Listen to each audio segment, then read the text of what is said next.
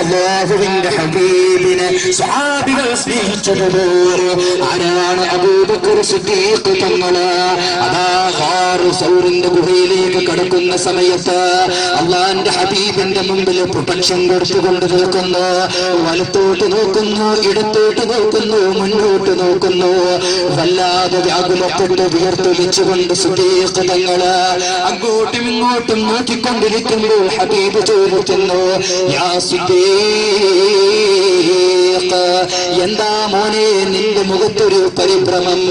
അള്ളാന്റെ ഹബീബേ, ഈ സിദ്ദീഖിന്റെ പെരുമാറും ഒരമ്പ തുറച്ച് വേദന സഹിച്ച് പിടഞ്ഞു വീണ് മരിച്ചാലും അള്ളാഹുവിന്റെ ഹബീബേ, അങ്ങയുടെ മേലൊരു മുള്ള കൊള്ളുന്ന വേദന പോലും സഹിക്കാൻ എനിക്ക് കഴിയൂല.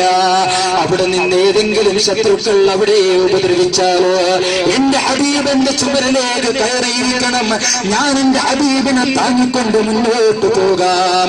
അള്ളാന്റെ ഹബീബിനെ അവർ കറകളഞ്ഞ സ്നേഹമാണ് നൽകിയത്.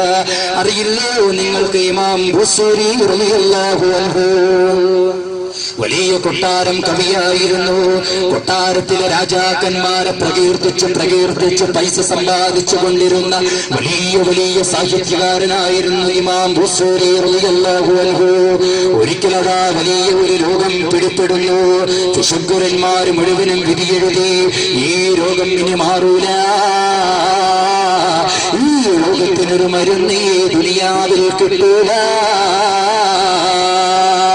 ഈമാനുള്ള മുഹബ്ബീങ്ങൾക്കൊരു ഡോക്ടറുടെ വാക്കിനേക്കാളും വലുത് മഹബ്ബത്തുൻ നബിയാണ്. എത്രയെത്രയോ ക്യാൻസർ രോഗികൾ ഡോക്ടർമാർ വിധിയെഴുതി തള്ളിക്കളഞ്ഞത് ഹബീബിന്റെ മഹബ്ബത്ത് കൊണ്ട് മാറിയ ചരിത്രമില്ലേ? നിങ്ങൾക്കറിയുമോ, ഞങ്ങളുടെ ഈ പ്രാർത്ഥനാ സമ്മേളനത്തിൽ വരുന്ന ഖലീൽ ബുഖാരി തങ്ങള് അവിടുത്തെയുടെ ദുആഇന്റെ ബർക്കത്ത് കൊണ്ട് എത്രയെത്രയോ ക്യാൻസർ രോഗികളുടെ ക്യാൻസറുകളാണ് മാറിപ്പോയിട്ടുള്ളത്. ഡോക്ടർമാരിന് മരുന്നില്ല എന്ന് വിധി എഴുതിയ എത്രയെത്രയോ അസുഖങ്ങള് മഹാനായ തങ്ങളുടെ ബർക്കത്ത് കൊണ്ട് മാറിയ ചരിത്രങ്ങളുണ്ട്. അറിയില്ലയോ നിങ്ങൾക്ക് ഖുറാത്തങ്ങളെ?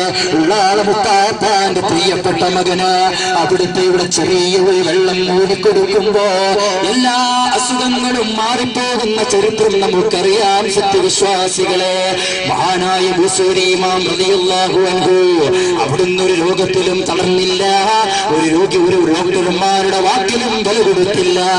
അതാ എഴുതാൻ തുടങ്ങി, ആമീൻ താര കൂരിജി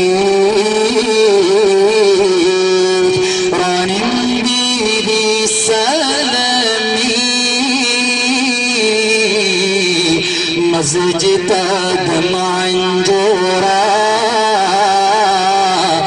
من مقولة بدمي يا ربي بالمصطفى بلغ مقاصدنا. തുടങ്ങി അങ്ങനെ മനോഹരമായ വരികള് അർത്ഥസന്തുഷ്ടമായ രീതിയില് എന്റെ അസുഖം ഞാൻ ഹബീബിനെ ഏൽപ്പിക്കുന്നു, എന്റെ പ്രാണപ്രേയസിനെ ഏൽപ്പിക്കുന്നു. യാ ഹബീബി, അതാ എഴുതി പൂർത്തിയാക്കിയതിന് ശേഷം എത്രയോ ഡോക്ടർമാർ മാറുകയില്ല എന്ന് വിധി എഴുതി തള്ളിക്കളഞ്ഞ അസുഖം പരിപൂർണ ശിഫാ പറ്റിയ ചരിത്രം നിങ്ങൾ കേട്ടിട്ടില്ലേ? ഇങ്ങനെ സ്വഹാബിമാര് എത്രയെത്ര മഹാന്മാര് ഹബീബിനെ സ്നേഹിച്ച് വിജയം കണ്ടവരാ.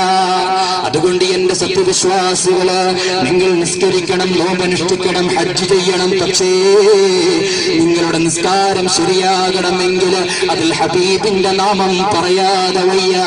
ഹബീബിന്റെ നാമം പറഞ്ഞില്ല എങ്കിൽ നിങ്ങളുടെ ഫർളാക്കപ്പെട്ട നിസ്കാരം അല്ലാഹുവിന് വേണോ വേണ്ട? ലാ ഇലാഹ ഇല്ലല്ലാഹ്, ആരാധനക്കർഹൻ അല്ലാഹുവല്ലാതെ മറ്റൊരു ആരാധ്യനുമില്ല. നല്ലത് തന്നെ തൗഹീദിന്റെ ശബ്ദമാണ്. അത് മാത്രം വിശ്വസിച്ചത് കൊണ്ട് ഒരാൾ മുസ്ലിമാകുമോ? ഇല്ല. മുഹമ്മദുർ റസൂലുള്ളാഹി ഈ കാണുന്ന പ്രപഞ്ചം മുഴുവനും സൃഷ്ടിച്ച താജ്ദാറെ മദീന റസൂലുള്ളാഹി. കണ്ടില്ലേ ആ പച്ചക്കുട്ട എത്ര മനോഹരമാണ്. നമുക്കതൊന്ന് നേരിട്ട് കാണണ്ടയോ?